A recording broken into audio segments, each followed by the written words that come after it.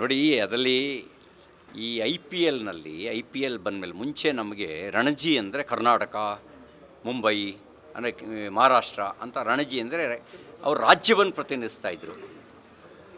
ಮುಂಚೆ ಇದ್ದಂಥ test ಮ್ಯಾಚ್ಗಳು, one day ಮ್ಯಾಚ್ಗಳು ದೇಶವನ್ನು ಪ್ರತಿನಿಧಿಸ್ತಾಯಿದ್ದು. ಈಗ ಐ ಪಿ ಎಲ್ನಲ್ಲಿ ಕಾಕ್ಟೈಲ್ ಇದು. ಇಲ್ಲಿ ನಮಗೆ ಆ ಥರದಲ್ಲಿ ನಮ್ಮ ರಾಜ್ಯದ ತಂಡ ಅನ್ನುವಂಥ ಭಾವನೆ ಇರೋಕ್ಕೆ ಎಲ್ಲ ರಾಜ್ಯದವರು ದುಡ್ಡು ಕೊಟ್ಟು ದುಡ್ಡಲ್ಲಿ ಆ್ಯಕ್ಷನಲ್ಲಿ ಯಾರು ಜಾಸ್ತಿ ಕೂಗ್ತಾರೆ ಅವ್ರ ಕಡೆಗೆ ಹೋಗ್ತಾರೆ.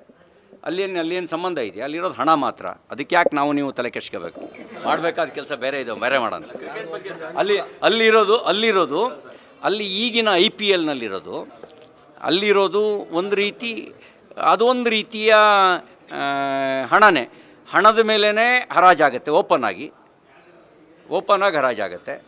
ಆ ಹಣದ ಮೇಲೇ ತಂಡಗಳು ಸೆಲೆಕ್ಟ್ ಆಗ್ತವೆ. ಅಲ್ಲೇನು ರಾಷ್ಟ್ರೀಯ ಭಾವನೆ ಇದೆಯಾ? ಪ್ರಾದೇಶಿಕ ಭಾವನೆ ಇದೆಯಾ? ಏನಿದೆ? ಇವತ್ತು ನೀವು ಯಾರನ್ನ RCB ಅಂತ ಹೇಳ್ತೀರಿ, ನಾಳೆ ಕಾಸು ಕೊಟ್ಟರೆ ಅವನು ಇನ್ನೊಬ್ಬ JCB ಕಡೆಗೆ ಹೋಗಿರ್ತಾನೆ. ಅಲ್ಲ, ನಾನು ಹೇಳಿದನಲ್ಲ, RCBಯಲ್ಲಿ ಕನ್ನಡಿಗರು ಎಷ್ಟು ಜನ ಇದ್ದಾರೆ ಹೇಳಿ? ನೀವು ಕಾಸು ಕೊಟ್ಟರೆ, ಈ ಕಾಸು ಕೊಟ್ಟವನು ಮುಂಬೈಗೆ ಹೋಗಿ ಆಡ್ತಾನೆ, ಇನ್ನೊಬ್ಬ ಪಂಜಾಬಿಗೆ ಆಡ್ತಾನೆ, ಮತ್ತೊಬ್ಬ ಇನ್ನೊಂದಕ್ಕೆ ಹೋಗಿ ಆಡ್ತಾನೆ. ಹಾಗಾಗಿ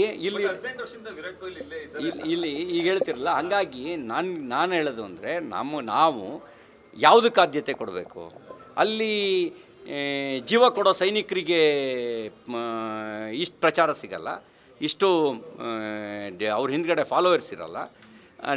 ನಾವು ಅನ್ನ ಬೆಳೆಯೋ ರೈತನ ಬಗ್ಗೆ, ಅವನ ಕಷ್ಟದ ಬಗ್ಗೆ ತಲೆ ಕೆಡ್ಸ್ಕೊಳ್ಳೋಕ್ಕಿಂತ ಜಾಸ್ತಿ ಇದ್ರ ಹಿಂದ್ಗಡೆ ತಲೆ ಕೆಡ್ಸ್ಕೊಂಡ್ರೆ ನಮ್ಮ ದೇಶ ಉದ್ಧಾರ ಆಗೋದು ಹೆಂಗೆ? ಇದನ್ನೊಂದು ಕ್ರೀಡೆ ಆಗಿ ತೊಗೊಳ್ಳೋಣ, ಸ್ಪೋರ್ಟಿವ್ ಆಗಿ ತೊಗೊಳ್ಳೋಣ, ಅದಕ್ಕಿಂತ ಜಾಸ್ತಿ ಬೇಡ.